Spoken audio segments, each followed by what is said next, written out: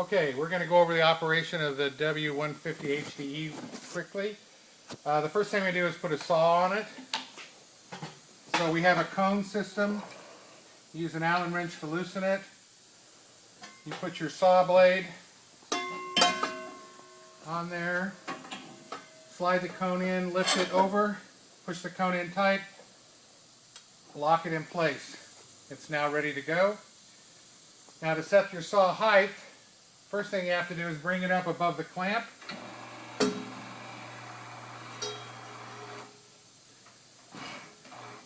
Okay. Now I'm going to close the clamp jaw. You turn the clamp jaw to run.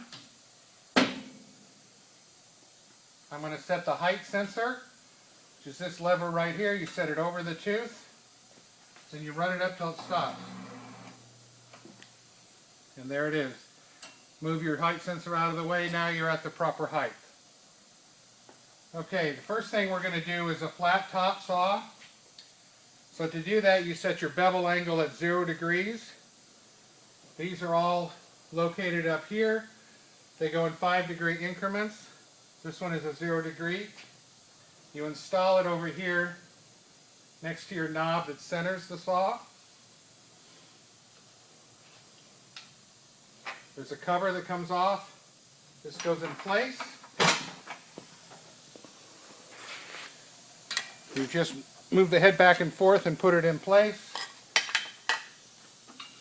Like that. Where it's flush. Put the cover back on. Screw down the cover. Your head is now ready to go. You set this control here, which is the far right, to standard. The first switch is in the up position. The second switch is in the up position. The third switch is in the down position or off. And the one down below is down in the left-right position. So you have set it standard. You have your clamp set at run. You can set this on forward. This is your speed control here. You might want to turn it down a little bit at first. You pull the switch. That turns it on and off. Before we get the noise going, this is the tooth count right here. So we've got that set at 60 right now.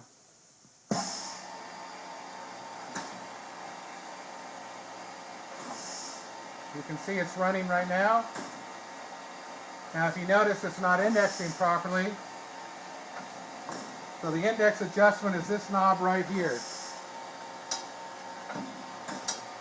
You make sure your stroke is correct. That sets the stroke right there. This one is used for combo blades for the large stroke. So this comes in, it grinds, and then it lifts off. Now to set that, this is your down feed knob, your top knob. You bring it in, you set this to stop when it's over the tooth. You bring this down, and you can see the dial indicator showing the movement. And you can hear that I just touched the carbide. So you touch it, and then you can set how much you want to remove. Then you put it back into forward.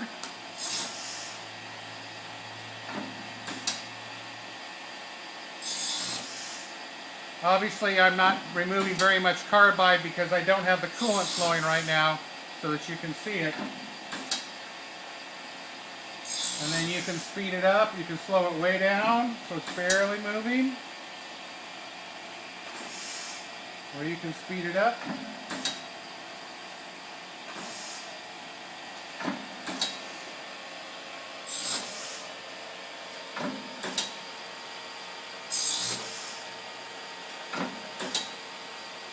And that's how you do flat top.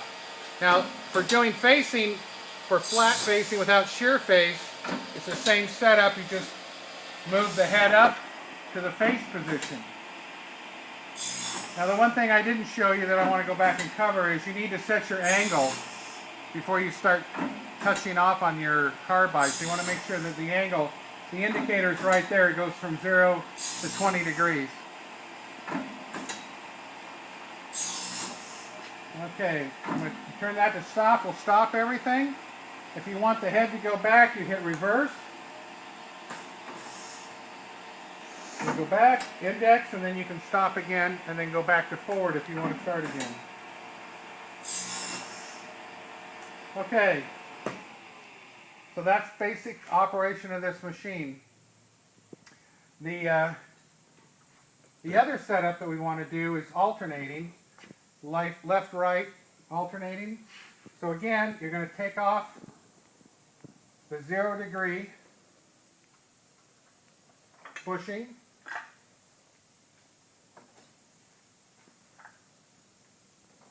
You have to jiggle the head back and forth to get this out.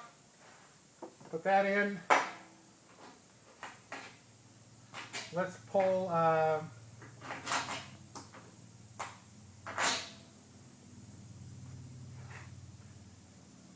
this is a 15 degree one. So I'll put the 15 degree, same location. Put the cover back on. The saw set up, the angle, all that's the same. I'm going to move my end feet up very high because this is not an alternating saw and I just want to demonstrate it but not actually grind it. So the first switch here, you go from standard to alternating. You've got that in run position, number of teeth, and then you set how many right and left. So I've got one right and one left. I'll leave that. I set this down, the second switch down to down position for ATB. And then you're ready to go.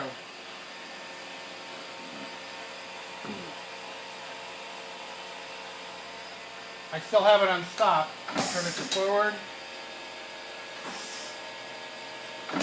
Now you want to make sure your speed is slow enough so when this rotates out, it's at the right position before it starts grinding. You don't want it coming across the tooth. So you want to slow it down enough, like that, where the head is completely over to 15 degrees before it grinds. So now we've got it running. You can see here, it's got a right one, a left one. It lights up. So if you have a pattern of 3 right and 3 left, and you would set this to 3 and 3, and then it would grind 3 in a row. If you set it to 1, it'll alternate every tooth. Okay, and that's the basic operation of that. You're going to show them the bevel, the angle, For the plate on the back, so bring the head up or down. Yes, I will. I'll show you that. And the next one we're going to go over is the triple chip. The triple chip is very similar to the alternating, but you switch this first switch to high-low, which is all the way to the right. You take the second switch down up to the up position like you had it for straight. And then basically that's the setup. Now I'm going to move this up a little more just to make sure. It'll always, this machine always starts with the first grind if it's an alternating or triple chip on the head on the inside. So you can see the head went right over. So I come down. Now if I was setting this up to grind, I would bring it over to the tooth. This is the first tooth is a triple chip tooth that it's going to grind. So you're grinding the inside chamfer on the triple chip. The way you set that is you stop it over the tooth. You use your end feed knob to bring it down and touch off on that corner. Once you've touched off, then you hit forward. It'll go to the center position. It'll come back over the tooth, stop. Now this one is set by this ring, the bottom ring, on your liftoff stack. When you, normally I've got it stopped over the tooth, but I can't adjust it.